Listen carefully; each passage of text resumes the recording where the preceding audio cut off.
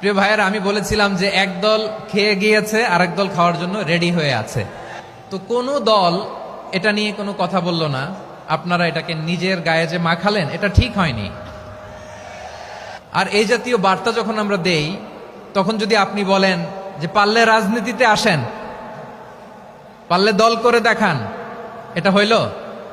তো যশোরের প্রোগ্রামের এক ভিডিওর পেছনে আমাদের কিছু দিনী ভাইরা 6 বছর আগের এক অডিও ব্যাকগ্রাউন্ডে জুড়ে দিয়ে বিভ্রান্তি ছড়ানোর জন্য সোশ্যাল মিডিয়াতে ছড়িয়ে দিয়েছে। তো তাদের প্রতিও আমাদের কোনো রাগ নাই, ক্ষোভ নাই। তারা হয়তো দিনই তাকাদা থেকেই করেছে।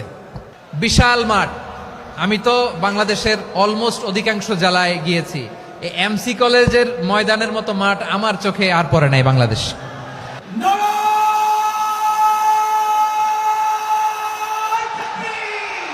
দাওয়াতের ময়দানে আছে মুমিন প্রাণে আল্লাহ বাসাইদির উত্তর সুরি।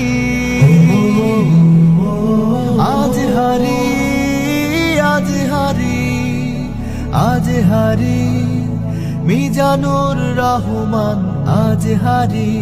সিলেটের আলিয়া মাদ্রাসার যে ময়দান, সেখানে দীর্ঘ 33 বছর 34 বছর সরাসরি কোরআন থেকে তাফসির করে আপনাদেরকে শুনিয়েছেন এই ভূখণ্ডের তাফসির জগতের কিংবদন্তি শহীদ মরহুম আল্লামা দেলোয়ার হোসেন সাঈদী রাহিমাহুল্লাহ।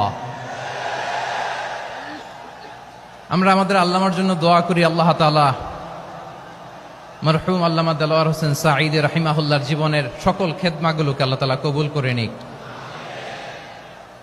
ওনার কবরটাকে আল্লাহ তাআলা কোরআনের নূর দিয়ে মোনাওয়ার করে দিক।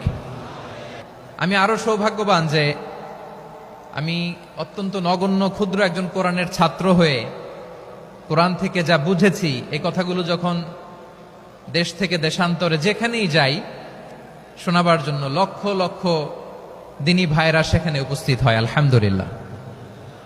এবং যারা আসতে পারেন না, এরকম কোটি কোটি বনি আদম পরবর্তীতে সোশ্যাল মিডিয়ার কল্যাণে তারা কথাগুলো শোনেন, আলহামদুলিল্লাহ। আবার এমনও অনেক আছে যারা আমাদেরকে পছন্দ করেন না, তারাও ডায়েরি খাতা কলম নিয়ে, মোবাইল নিয়ে, ল্যাপটপ খুলে আমাদের আলোচনা শোনেন। আমি তাদেরকেও ভালোবাসি, কারণ আমার স্লোগান হচ্ছে হেরে যাবে ওদের হিংসা, ষড়যন্ত্র, জিতে যাবে আমাদের ভালোবাসা। যারা আমাদের বিরোধিতা করে, আমাদের ব্যাপারে ঘৃণা ছড়ায়, তাদের জন্য আমাদের বুক ভরা দরদ আর ভালোবাসা আছে না নাই? কারণ ভালোবাসা দিয়ে যা জয় করা যায়, কঠোরতা দিয়ে তা পারা যায় না।